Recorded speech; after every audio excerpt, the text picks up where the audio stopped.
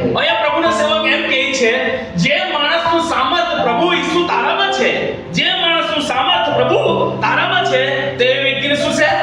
ધન્ય છે.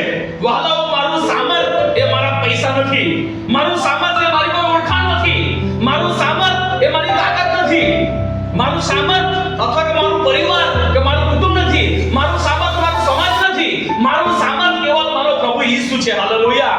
એટલા વહાલાઓ, ઘણા લોકો દાદાગીરી કરતા હોય ને, તો મારી તો ઓળખાણ છે એટલા માટે લોકો દાદાગીરી કરતા હોય. ઘણા લોકો એવું માનતા હોય કે મારા પાસે પૈસા બહુ છે એટલા માટે ઘમંડ કરતા હોય. તો વહાલાઓ, તમારું ને મારું ઘમંડ, તમારું ને મારું સામર્થ કેવલ પ્રભુ ઈસુ છે. એટલા માણસ, જે કોઈ માણસ નું સામર્થ પ્રભુ ઈસુ છે, તે માણસને ધન્ય છે. હાલેલુયા.